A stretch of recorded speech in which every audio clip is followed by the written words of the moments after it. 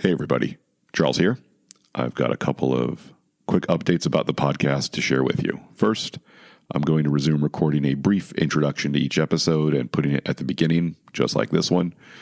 This way I can address any updates or housekeeping issues, and you'll have an idea of what you're about to listen to beyond just the title and the episode description.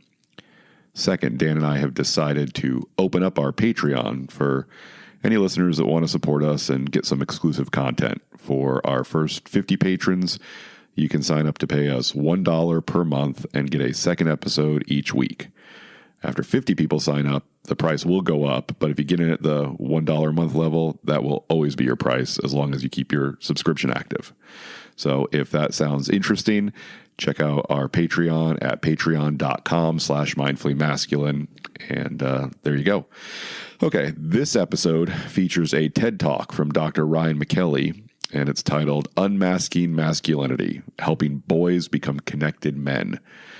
Dan and I found it both interesting and insightful, and think you will too. You can find a link to the YouTube video in our show notes, and we've also started posting links to the material we discuss on our Instagram bio in the link titled Homework, so you can review videos like this before you listen to the episode.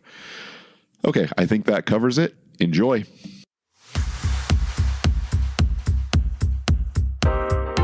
Welcome to the Mindfully Masculine podcast with Charles and Dan, where we take a conscious, holistic, and direct approach to relationships, mental health, and self-improvement. For additional content, visit mindfullymasculine.com and follow Mindfully Masculine on Instagram.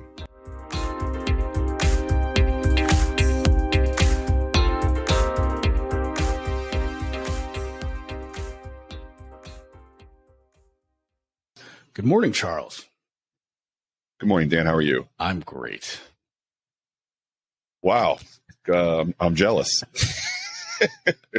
Nothing to be jealous of? Nothing to be jealous of. I am living a coffee and breakfast free morning so far, and that's got me challenged. I'm a bit peckish, and I did take a caffeine pill because I'm sitting here drinking hot tea instead of coffee, because I'm all out of coffee right now. And did not have time to go to the store before we started. So, yeah, it is not the way for a reasonable human to start their morning. But here I am. Well, I think you're pretty much of an unreasonable human, so I feel like you can handle this, no problem. I hope so. It's tough to adapt, but yeah. So other than that, I'm okay. I didn't plan to be here this morning. I planned to be on a road trip, but the vehicle that was going to deliver me over the next few days to Denver had a mechanical issue. So that trip has been canceled. It will be replaced with another road trip to another destination in the near future, I hope. But so for right now, I get to be here recording this podcast with you. So we'll probably release this a week from Monday. So today's Friday, the 2nd of September. Yeah. So this will be released. Let's see. Let me pull up on my calendar here. Somewhere around September 12th or possibly 19th.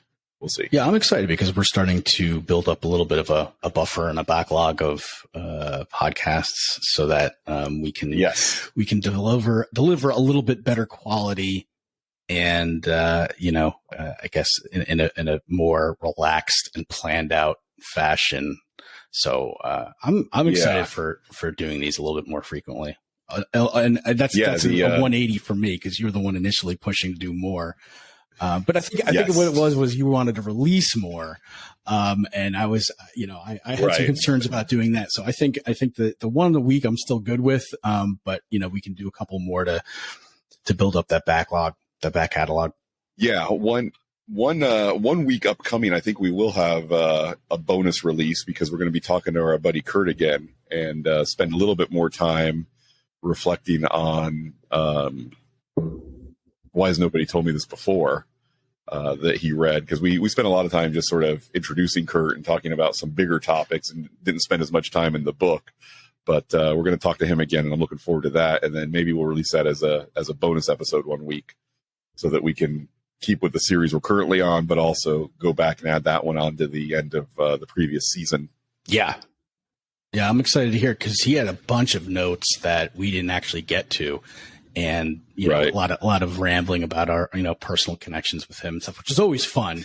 But we, you know, yes, absolutely. We, you know, definitely want to hear more about his thoughts about and his ideas from what else he got out of that book. There's so much in there. You know, we really touched on one subject. So yeah, I'm excited for that. Yeah, me too. So I've got, let's see, we haven't really talked much about dancing recently. Yeah. When was the last time you went for a lesson? Which people love. Yeah, it's been a few weeks. I think because of this road trip getting canceled, I should be able to arrange a lesson with Victoria on Monday the 5th, which is good because I'm going to a wedding on September 24th, and I would like to be able to cut some of the proverbial rug at that wedding. And yeah, I'd like to get a refresher on that and see, try to get ready. I'm thinking, let's see, for a wedding, you know, people typically associate waltzes with weddings, but other than like maybe the bride and groom or the bride and her dad, there's not much music that is written in 3/4 time for waltzes. No. And so it's kind of, and also waltz like foxtrot and tango is one of those where you got to be prepared to go all over the dance floor, take up a lot of space, which only works if every other couple on the dance floor is doing the same thing. So I will not be spending any time on waltzes or foxtrots or tangos for this wedding, but I would like to refine some of my swing and cha-cha and perhaps a little bit of rumba. Interesting. Yeah. I notice just from week to week, if I don't, you know, because classes are typically 8 weeks long. If I miss a week, and I did this last week, coming back into it, it's even if I've taken it multiple times, the classes before, it's just at this level where, you know, I still feel like, you know, I'm starting out, even though I've been taking classes on and off most, you know, for like the last 3.5 years. It goes away so quick out of your brain. It leaves your brain so quickly. And so I definitely get it, you know, before any event where you don't have a teacher whispering in your ear what the next move is going to be, do this. You know, and you need to think on your own. That's like someone pushing you in the deep end and going, go ahead, swim, you know, and it's difficult. Right. So it's good to get that refresher before you go.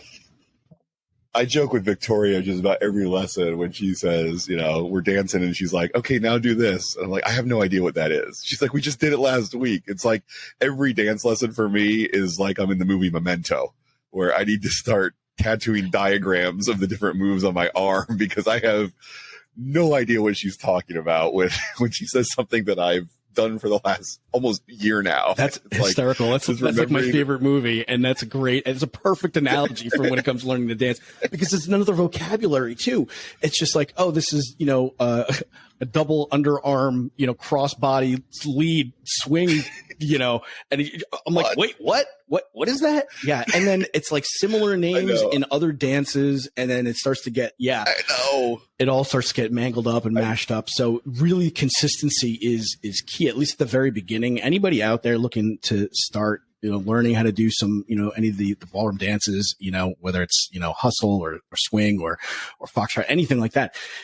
I would say consistency is key and repetition is key. So consider doing a group class and then consider doing private lesson with that instructor once a week in addition to that group class, because that's going to help cement what you just learned. You need to do it multiple times, but you know, don't give up on it because it does get easier. And then, you know, as you decide to do different dances, the language does get similar. And sometimes the upper body movements are very similar and just the feet might be different. Right. So it's a lot of it does translate and it gets to be a lot of fun when you get to the point of where you don't need to think so much. You can actually like, listen to the music and hear the music, enjoy the music and maybe even get crazy and smile and look like you're having fun. I remember one of the videos, you say so. One of the videos I had, my dad's like, you know, you're supposed to be like having fun and enjoying this. And I was like, yeah, I'm not there yet. Yeah. One of my favorite, sort of sarcastic remarks from a British comedy that I like is, you know, I think a guy was giving a performance and he was like, says out to the audience, are you having fun? And they're like, yeah. He's like, why don't you tell your faces?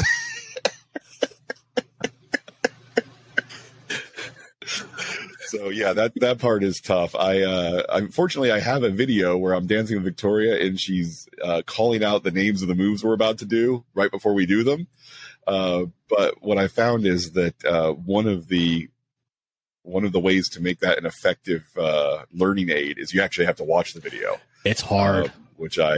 It's hard to watch myself. I can't watch myself speaking, doing comedy, doing dancing. It is hard to watch myself. But that's how you improve. Because I'm just so critical of everything. It's like I notice everything I'm doing wrong and nothing I'm doing right. Yeah. And the first time I saw myself on video too, I was just like, wow, I really thought I was better than this. I was like, oh my God. Yeah. I know. But it's good because now, it's like, all right. I didn't realize I've still taken really big steps. I was still, not as smooth as I wanted to be. And it reminded me, hey, look, I gotta kind of focus on this. That maybe that tinge of embarrassment or humiliation or shame by watching that video. Yeah, I remember that when I'm actually going to practice, do it again. So it hurt enough for me to remember, and maybe that's what I need. Yeah, maybe. I don't know. I've yet to find the right balance of encouragement and shame to motivate me to better behavior and better performance. It's quite the knife's edge I'm trying to find. Speaking of comedy, though, you and I are going to a show Saturday night. My good friend Tracy is making her return to stand-up comedy after, I don't think she did any during the whole pandemic. So it's been at least a year, maybe a couple years since she's done any. And the two comedy clubs whose stand-up classes I've taken are having a battle where SAC Comedy Lab and Orlando Improv, they picked, the two instructors picked two of their standout students to do stand-up comedy, and then the crowd is going to vote on who's putting the best students out there. Very cool. I didn't realize when you sent it to me that was actually two different schools. I just thought it was different comics doing a battle. That's really interesting. That's pretty cool. The battle for Orlando.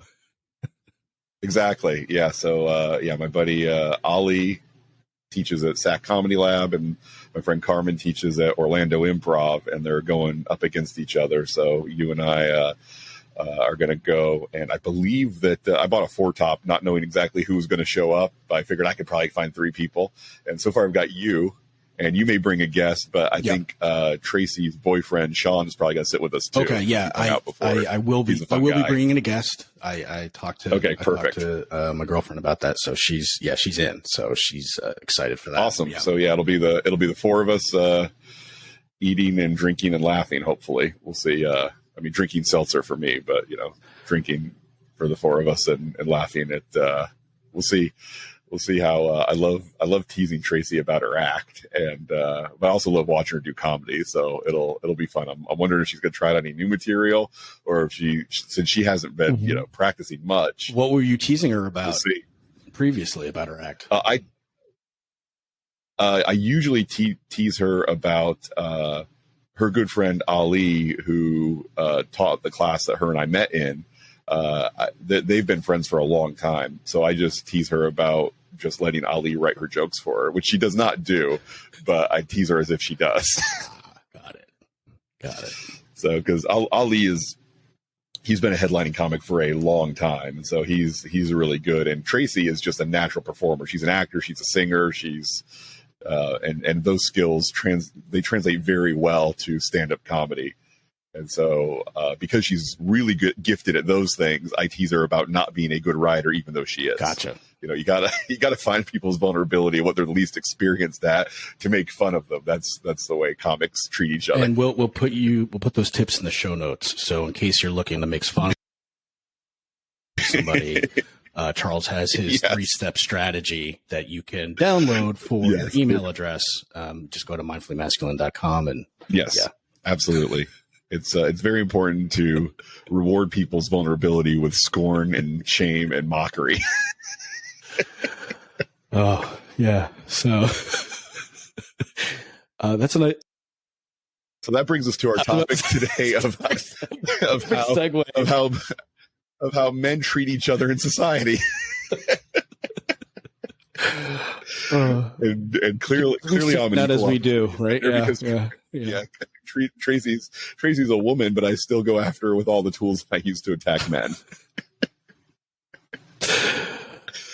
Okay, so Dan, you found the video that we're going to be talking about today. So why don't you tell us a little bit about how you came across it and who it is and what he's talking about? Sure, yeah. So I've been doing a lot of searching on, we talked about trying to start doing some themes, for a few episodes in a row. And we talked about doing masculinity for these next few, and been going through YouTube and looking at TED and TEDx talks for masculinity. I listened to 6, 7, 8 of them, and then finally stumbled across this one from Dr. Ryan McKelly. He's a licensed psychologist from University of Wisconsin-La Crosse. He basically has a TED talk about a TEDx talk, about the importance of social connection for mental and physical health. And I really liked it because he blended some personal stories with some scientific research. And it was things that we don't really typically think of. And he kind of uncovered a few insights that really I hadn't heard of before, and I thought would be valuable because, I hadn't heard from my own experience, and just thought I would share that, with everybody. And I'm glad you liked it as well. I was just going to say the big why he's did this talk was to highlight the fact that social isolation, that we need to connect as people, and that's actually a risk factor in terms of the development of disease, such as cardiovascular disease and things like that. So he really, this TED Talk's really about connection and how men, a lot of the stereotype is around the fact that we can't connect the same way women can, and he disproves that in this talk. Right. Yeah, we certainly can do that, but because of various social incentives, we often make the choice not to connect in that way, thinking that we don't have the choice in the first place. You know what I mean? It's interesting that, and I was kind of thinking about, when we see that social isolation is such a risk factor for men, and it leads to such negative health outcomes, I was kind of wondering. At first I was thinking, okay, so that social isolation, it's not the isolation itself. It's I feel like I'm isolated, therefore I engage in other behaviors that negatively impact my health. And while that's probably true, I don't think it's just that, because, he cites that weird experiment that was done by some pope way back in the day where he was trying to figure out something about like how babies would start communicating if they were never exposed to language. Right. In what language were they? Would it be Hebrew? Would it be Latin? And would be something else. Right.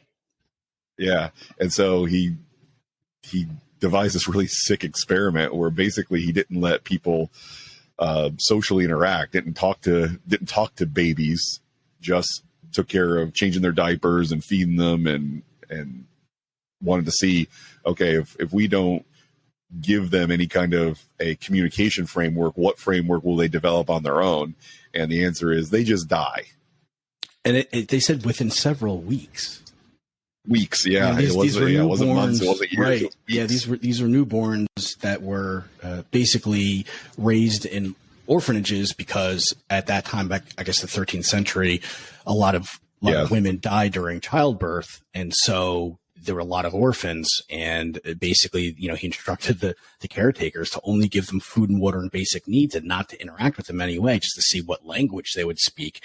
And that it didn't take long, and they died. I mean, that's crazy to me that it would happen that quickly. It is crazy. It's kind of like, it's one of those mysteries that kind of goes up there for me with the placebo effect, where it's like, we don't really understand the mechanisms for how it works, but it's just clear that it does. And yeah, so if a baby doesn't receive social connection and nurturing, even though their physical needs are met, then that's not good enough. And we'll see the outcome that they don't survive, which is wild, but I believe it to be, obviously 100% true. Now, that's the kind of study we don't replicate, right, because it's too unethical. Right. But we have no reason to doubt the records that they kept back then, because since it was, essentially a church experiment, it did get handed down over the hundreds of years by the monks and historians that made note of it.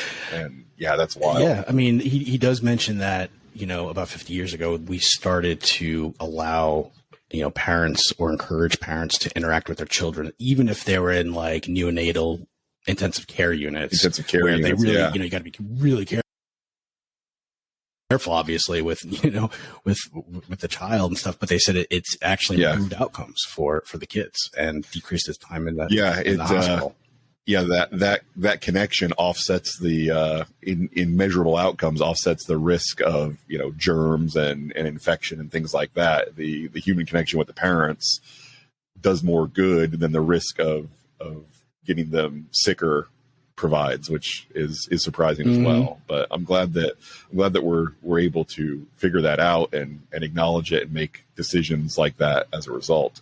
One of the things that also struck me was, he talks about how men are, the vast majority of violent crime that is committed, both in the West and the world as a whole, is committed by men. But I think we talked about it last week. It's a vast minority of the men that are responsible for almost all of the violent crime, like less than 5%. And so the average suboptimal behavior expressed by men, or I don't know if suboptimal is strong enough, but basically bad behavior that men engage in that's not actual violence, but is just, kind of the mistreating of each other, the mistreating of women. A lot of that is not the result of bad guys. It's the result of bad social incentives that are carried out by relatively normal, okay guys. You know what I mean? And part of that would include the inability to form those connections that lead to positive peer pressure to engage in better behavior across the board. So we've got these sort of traditions in place with what's okay to do and be as a man that can take good, well-meaning guys and cause them to not be as in touch or in control of their emotions as they could be, because of this bad messaging that we tend to propagate across society. Yeah. It's then difficult then to, I think, separate out, and our brains try to make things easier and expend less energy. So I think a lot of the labeling of men being toxic or expressing any type of masculinity as being toxic, it's grouped in because you're thinking of some of these extreme examples. And one of the things I do like in this is that he doesn't say that, again, all men are bad, all traits that, are applied in terms of a negative stereotype are necessarily bad, where, he talks about, being stoic with your emotions. He's not saying that should never happen, because he says there is a time and place for that. So in the example in the video, it was of a firefighter, right? Like trying to fight a fire. Yeah. You want him to be stoic and calm and cool and collected and kind of, push his emotions down so he can properly execute, his job. And it's the same thing with like cops and things like that. The problem is doing that all the time and not being able to turn it off. And feeling like, and feeling like it's your only option. Right. And that's part of the thing. One of the things he talked about was what do across cultures, what do folks typically say are okay emotions for men to express? And he listed 3: anger, contempt, and pride. Yeah. And so if the average guy feels like those are the only things that it's okay for him to express, then again, he's going to have that social incentive to only express those emotions in public.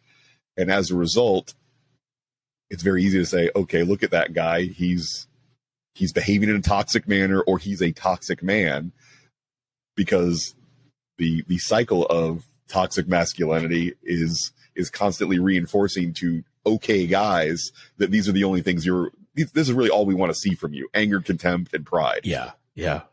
What's interesting, he talks about some studies and some research that basically show that, infant boys are more expressive with their emotions in terms of the range and intensity than girls are. And that goes against what we think of as, okay, well, if this is innate in boys in such a high level, then what's happening to make men want to, hide their emotions and not feel as connected to other people. And, he said that, he cited some other studies that show that lack of connectedness. And we talked about it briefly before, but they're saying a lot of studies, he's saying like 30 some odd studies are showing that it's 3 times more likely for you to develop cardiovascular disease if you're not socially connected to somebody. And, by men kind of not opening up and not talking about things that are bothering them and not feeling comfortable to do that with other men, you're really reducing how socially connected you are, and you're directly increasing your risk of cardiovascular disease. Right. And that gets back to that question that I asked before, which is, okay, so is there something almost metaphysical about not being socially connected that your body reacts to and makes you less healthy? Or is it, I'm not socially connected, so I'm going to have a more sedentary lifestyle. I'm going to eat worse food. I'm going to smoke. I'm going to take drugs. I'm going to whatever. And on some level, it doesn't matter. If the goal is to keep less men out of the morgue, then the answer is, stop being socially isolated. So whether it's a chicken and the egg or an egg and the chicken thing, on some level, it kind of doesn't matter. The root cause is absolutely the social isolation. And that's what we've got to figure out a way to stop. Right. Yeah. So it absolutely causes some sort of pain, anxiety, something that you don't want to feel. So yeah, you're more likely to buffer. Okay. I credit, that's a good word. Credit Brooke Castillo from the Life Coach School, who talked about this. She uses this term buffering when it comes to trying to mask your feelings. And you do that in different ways. And you can do that from binging on Netflix to drinking your face off to drugs to just doing unhealthy things so you don't feel those uncomfortable feelings. And she always says, feel all the feelings. But so it is tough though when that happens over and over and over again. And then you just build this, I guess a addiction to, buffering with certain things that you do whenever you have these feelings. And, that becomes, I think, a self-fulfilling prophecy, and it kind of keeps making it worse and worse and worse. Negative feedback loop. Exactly. That's the word I was looking for. Yeah. Thank you.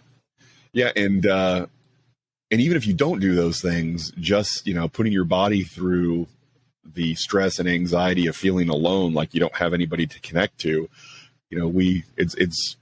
it's very clear science now about the hormones that are released in your body when that happens, when you feel like you're threatened and alone and you don't have anybody to connect to.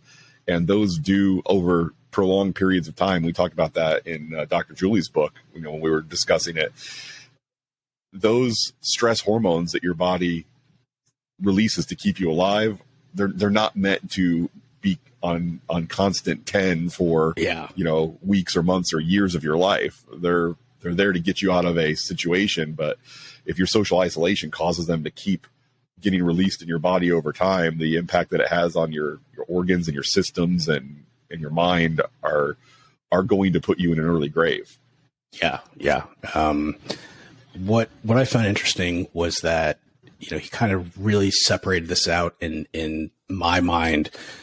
He basically cited that, through some additional studies, that men and women feel the emotions the same in terms of responding to stimuli in our environment, right? We feel them the same.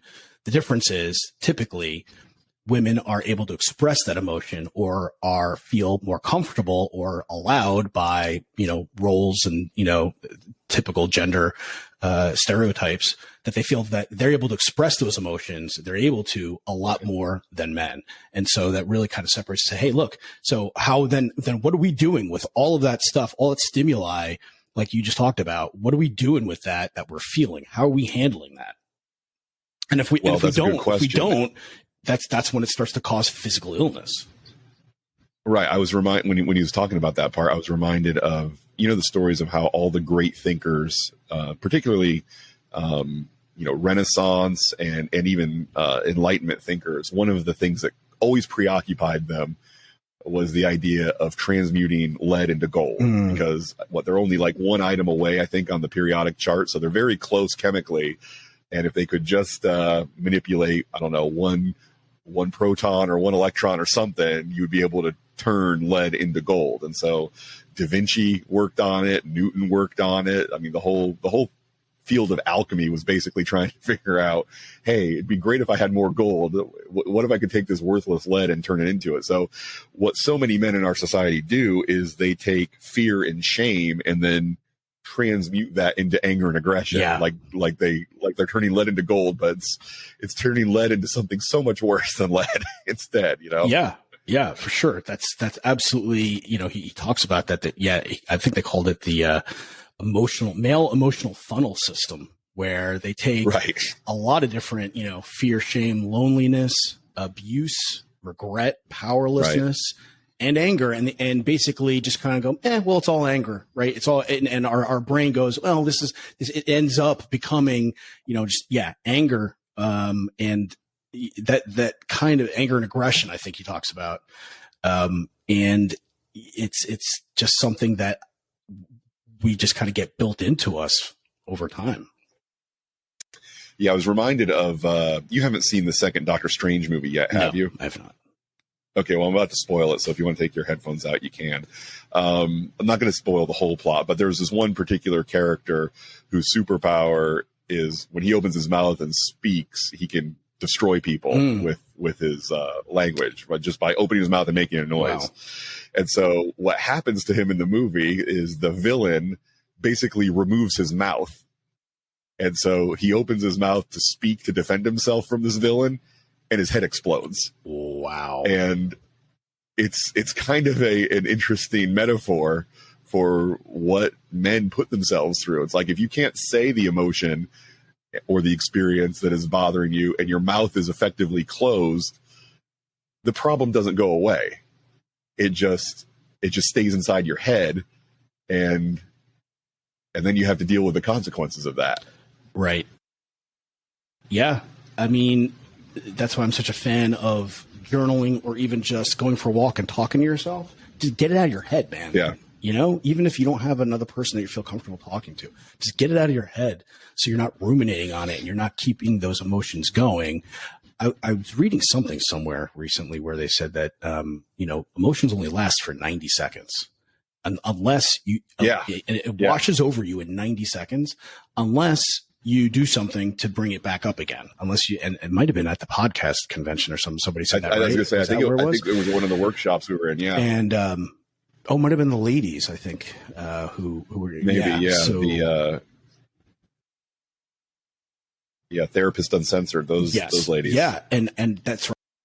Right. I think it was. And I was like, wow, I guess that's about accurate, and it's our brain that, tortures ourselves by bringing it back up again and making us angry again, after that 90 seconds. So I was like, wow, if I could just kind of remember that in the heat of the moment, that might be nice. Might be able to just let things go a little bit more easily. Right. Yeah, I think, and I would definitely echo what you said, that if you feel like you don't have somebody to talk to, then journaling, journaling and talking to yourself while you go for a walk, those are great outlets, even if you do have somebody to talk to.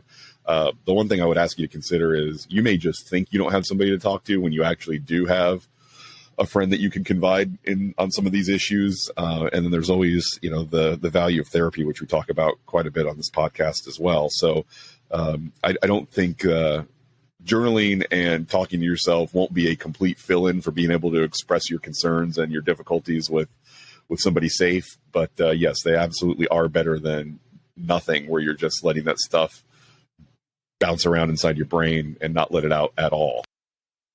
For sure. Yeah. And I'm going to mention here something that you talked about before we got on the podcast and started recording, was right. I'm taking your thing. Basically is, by filtering and, doing that, what do you call it? The emotional funnel system, excuse me. Suppression? Yeah. The emotional funnel system where basically, and oppressing of our emotions.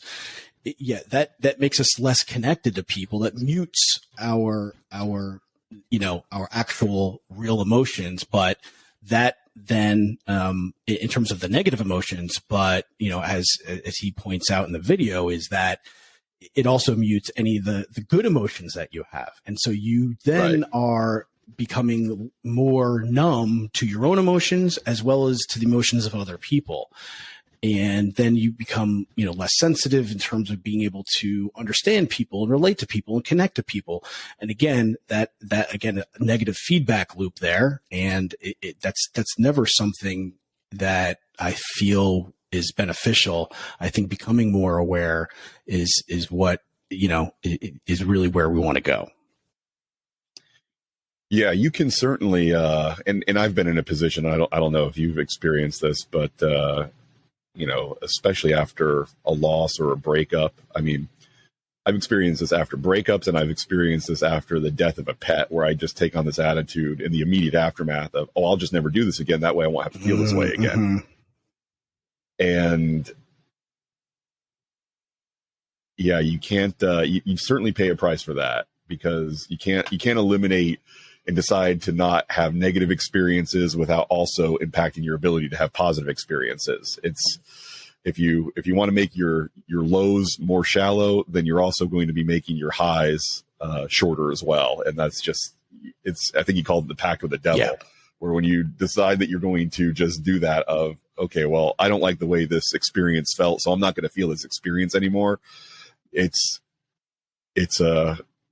a price you pay on both sides of the equation, not just the negative side when you decide to do that. Yeah, and I think that happens to a lot of us because we forget about all of the joy, all of the good feelings that happen from either the relationship or from owning that pet or whatever that was. And I think if we're not well versed and consciously try to figure out what we're feeling and express that, and then we become muted to it, then when we do have those fun moments, those beautiful moments that you have with other people or animals, whatever that is, they're going to be less intense and they're going to be less memorable. And there's lots of studies that show that the more feelings we have, the better we remember things. So we tend to, when we have high emotional states, we'll remember things more. So to me, I'm just thinking through this. Yeah, if you are, suppressing a lot of the negative feelings, you're not going to feel the good feelings quite as much. You're not going to remember them as much. And then when something really, undesirable happens, you lose that relationship in a new way. It's going to be a lot more difficult to remember the good stuff. And you're a lot more likely to go, well, I'm not going to do that again. I'm not going to put myself through that again because I don't remember all of the good things that came from it. Right. And, I guess that old expression, better to have loved and lost than never to have loved at all, comes into play here. Yeah, it does. One of the questions or sort of the objections that he deals with at the end of his talk, which I really enjoyed, was but if we teach guys to be more connected to their emotions, we're going to wussify men, and men won't be able to step up and do the really hard stuff we need them to do, like, fighting off the invading army or, working hard at the crappy job to provide for their family. And, it's interesting how sometimes as humans, we give credit to the wrong thing for whatever it is that we're able to produce. Like, there's a lot of artists, musicians, comedians who struggle with substance abuse, and one of the things they worry about is, if I give up this alcohol or this heroin or whatever, I won't be the same artist that I am right now, because the pain of dealing with that and relying on alcohol or drugs or whatever, that's the thing that makes my art special, so I can't give it up. Where I feel like this emotional suppression that men feel like they have to engage in, they think that's what makes them a man. And as far as I can tell, that's a bunch of nonsense. both, from what science tells us and anecdotally from what I see, in my own life, and the men that I find to be the most happy, the most fulfilled, and the best people to be around are not the ones that are just really good at pretending like they don't have emotions. Yeah, and I think it's going to take some work to unwind a lot of that programming that a lot of us have had most of our lives. And so, one of the things that has helped was, the feelings wheel that, was mentioned in the Why Has Nobody Told Me This Before book. I actually bought a huge pillowcase with it so you could kind of see and identify and realize, all right, you start out, what's nice is you start out with that initial feeling, one of those primary feelings. So it might be anger, but that might not be accurate. You can kind of break it down. Right. It really helps guide you through, go, okay, is that really what's going on here? Or maybe it's a little bit more shame or embarrassment or whatever that is. And that is an easy way to figure out and help your vocabulary. And another one was, Brene Brown's Atlas of the Heart. She goes into real specific definitions of what things like anguish feel like, and brings in a lot more context around painting. That painting she showed during anguish. Yeah. Oh my God, that was brutal. Yeah. And I highly recommend watching that. It's HBO Max, right? That series. It is very powerful and teaches you stuff about yourself that you're going to come away from that series learning things that you didn't know before. Yeah. And the other. Sorry, no. But I think if we work on improving our vocabulary about, what feelings we're actually having, what that actually, thinking through that a little bit, putting a little bit more context around it, I think it would help me, I know, be able to express things a little bit more specifically and not necessarily think, well, this is anger and I need to express it as anger, because most of the time that's not the case. Yeah, and developing those skills, which again, I know very few guys our age that just came out of childhood with the ability to experience and express and label all of their emotions. It's just not a thing that we were taught how to do, and it was not emphasized by most of our parents or our peer groups. So it is something that you have to take on deliberately. It's not going to happen automatically, and you'll find value in that exercise because, having a deeper, more intellectual connection to your emotions and being able to recognize what you're going through when you're going through it, it's not going to take any pounds off your bench press. It's not going to make you a worse employee. It's not going to make you less of a guy's guy to be able to do that stuff. I mean, although I guess that depends on how you define a guy's guy. And if you bought into only the unhealthy definition of that, then maybe it will change who you are, but it's about time. Right. That's, he asks the question, he says, hey, listen, what is your, funnel system that comes up? What do you, if you are thinking about sharing something vulnerably with somebody, another guy, and you're scared a little bit, and you don't want to do it. So first of all, what would actually happen? What are you actually scared of by sharing? Like, what do you think is actually going to happen if you share something vulnerably with somebody else? And two, so what are those consequences? Is it real? I mean, are you going to lose your job? Are you going to, not be able to put food on the table? Is your life at risk in some way? What is it actually, or is it just, something in our own minds? And then you can think of, okay, hey, what is this? What are these feelings? And where is this perhaps coming from? Was there, an incident, maybe that happened to you as a kid where you were made fun of, and, by kids who were programmed also, who didn't know any better. And that's maybe becoming a mountain out of this little molehill, that was the seed that was planted in you. Right. And I look at it as a good filter for your relationships and your connections with other guys. Right. It's like, hey, if you can't, if somebody makes fun of you for sharing something vulnerably with you, maybe you need to reevaluate that relationship. How important is that person to you? Right. What is the quality of that person? Is that somebody that you want to spend your limited amount of time that you have on this planet with? Or do you perhaps look at it as, hey, this is a good filter for me to figure out who I should be hanging out with and, who's really going to get my back when I need it versus somebody who's just like a casual, drinking buddy or somebody just watch some sports with, and that's fine too. Yeah. But I challenge you to deepen those connections that you've got with the people that you already know. And you never know, you might be surprised, right?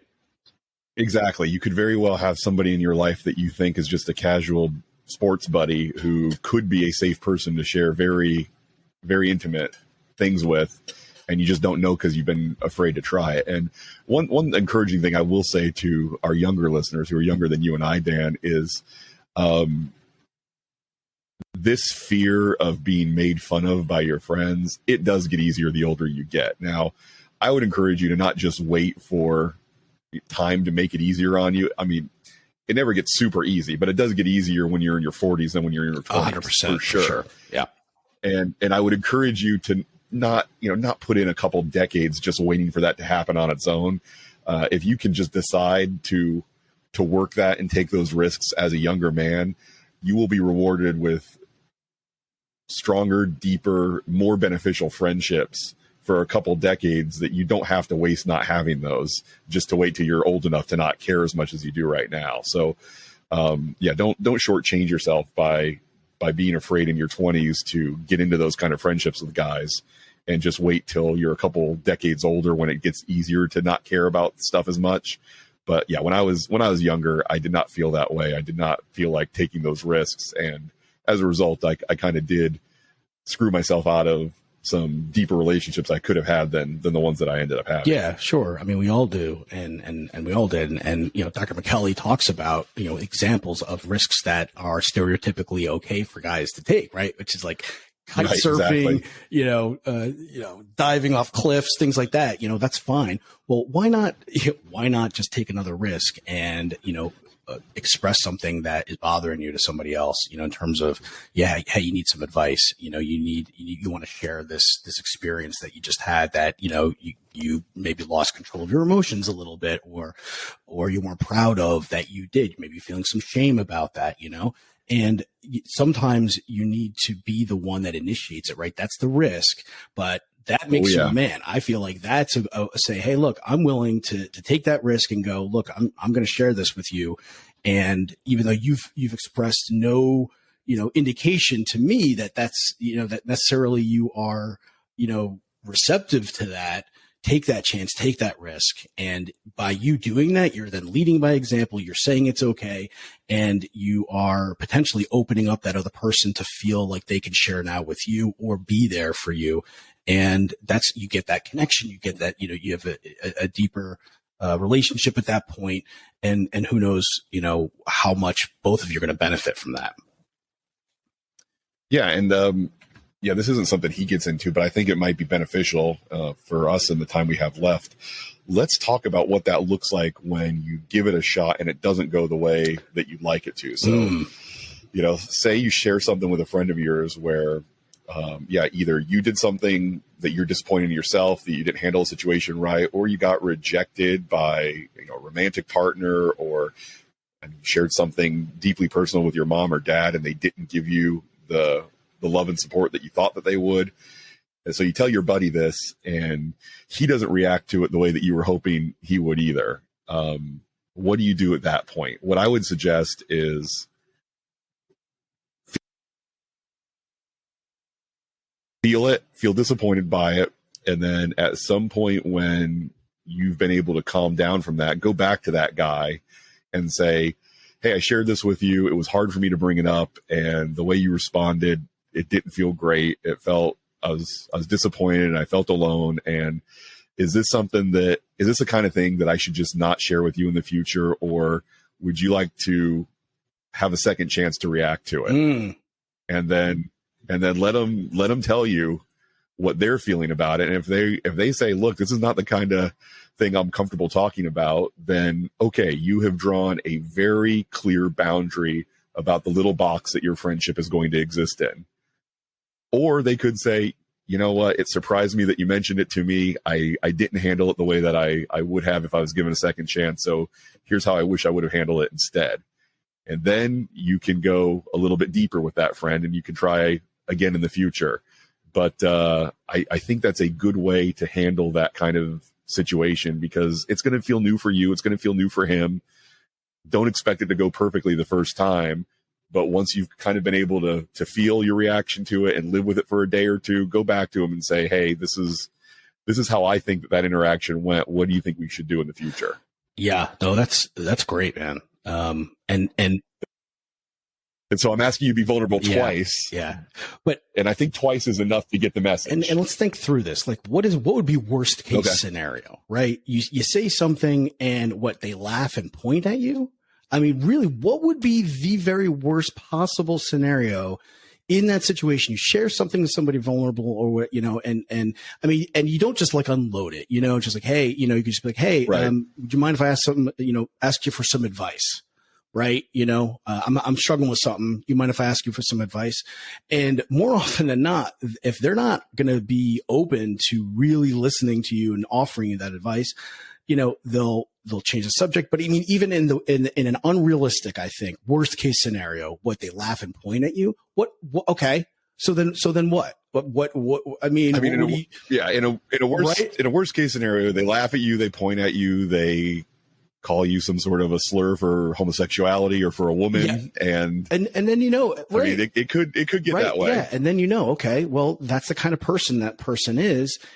Don't judge every other guy based on that one guy. Right. And it doesn't mean maybe like I said, maybe not even judge him. Yeah, I mean, because he could be covering something else up himself, right? Like he could be uncomfortable. I would say himself. consider giving him one more chance before you write him off, to say, hey, I told you this is the way you reacted to it.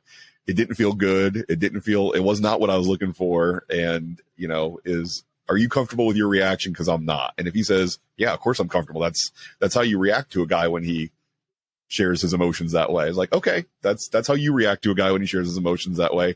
I won't put you in that position again. And then don't put him in that position again. Yeah.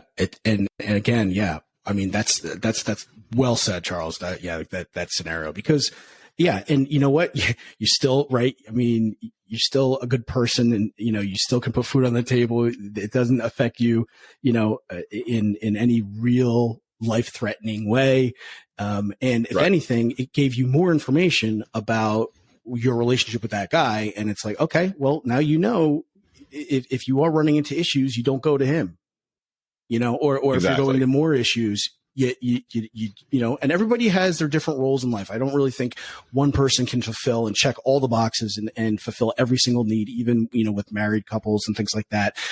That's unrealistic. Sure. It's really unrealistic to expect that on one person. So friends are the same way. I mean, some friends are good for some things and some friends are good for other things. And you probably have an innate sense already of who, you can go to and would probably respond positively and supportively when you're having some of these questions and these issues. And, you start with them, right? Right. Yes. But, some of the risk avoidance parts of our brain will definitely, based on social programming, will tell us that there are guys in our friendship circle that would certainly react that worst case scenario that we just described, when they really wouldn't react that way. So there is a chance that you think that there's a guy friend in your life who is going to call you a name if you show him any kind of emotional vulnerability, but that could just be the warning system in your brain telling you that that's how he would react, when it's actually not true. And in some ways there is no way to know with 100% certainty other than taking the shot and seeing what happens. Yeah. And that's why, I really like, I said it multiple times already, but just, you're approaching that person in a very you're not loading everything or unloading everything on him. You say, hey, can I have a piece of advice? Would you mind giving me a piece of advice? You start with that. And if you can read, you could read his body language, sense his tone, everything else like that. And if he's immediately uncomfortable, okay, you might not get the exact answer you're looking for at that point. But, I think it's a real easy way to kind of dip your toe in the water and get started, practicing sharing with other guys vulnerably. Yeah. And, the good news is when it goes well, it makes both participants feel amazing. I mean, you feel strong, you feel secure, you feel like you're not walking on a tightrope without a net. It's pretty great when it goes well.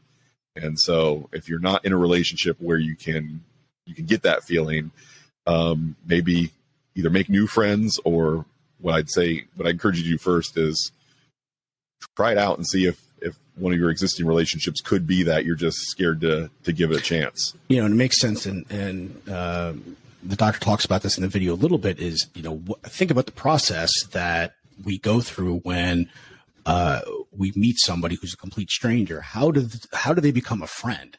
And typically it's because you go through some sort of shared experience, right? And a lot of times that's a vulnerable, you become really close friends if you both are, going through some sort of shared vulnerability. And that's one way you can do that, is by sharing vulnerably first with what's going on. And then they might turn around and go, yeah, I've got a similar problem, with so-and-so, or, I ran into this one time or whatever. And now he's like, oh, wow, we have a lot more in common than I thought previously. And therefore I trust you a little bit more, right? Now, right. You've just enhanced that relationship. Right. So yeah, it's a lot to give up and a lot to sacrifice, that kind of deep relationship with your male friends, just because you're worried that somebody's just going to tell you to man up or stop acting like a girl. Right. Yeah. And that's because they can tell you that. They might tell you those things. And again, that could be, out of a sense of nervousness, out of not knowing how to react, out of not knowing what to say, or, your friend could be a dick, and maybe this experience will provide a method for you to weed out the number of dicks in your life. Yeah. And on that note, we should call it a day. This was a good one. Yeah, and now we should reiterate we are not trained mental health professionals. All we are is a couple guys with a lot of opinions who are trying to give you some advice that might help. So yeah. So what are you looking forward to, Charles, for between now and the next podcast? Looking forward to getting some breakfast or something like it here in the near future. Looking forward to going to the comedy night with you on Saturday. Yeah. And looking forward to hitting up Ted's website and YouTube's website to find the next video on matters of masculinity that you and I can watch 3 or 4 times, make some notes, and have a discussion about.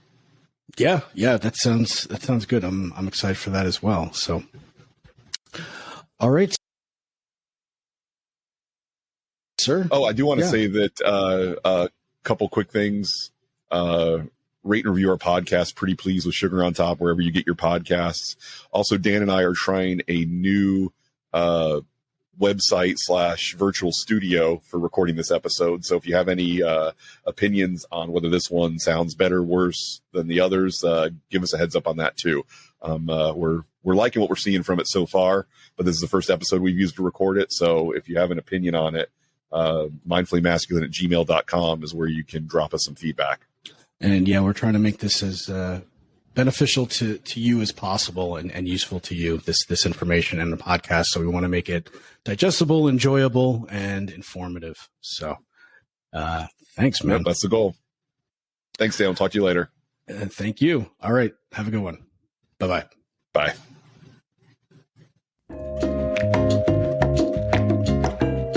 Thanks for spending time with us on the Mindfully Masculine podcast. If you like this episode or think that it would be useful for someone else, please leave us a review and follow Mindfully Masculine on Instagram.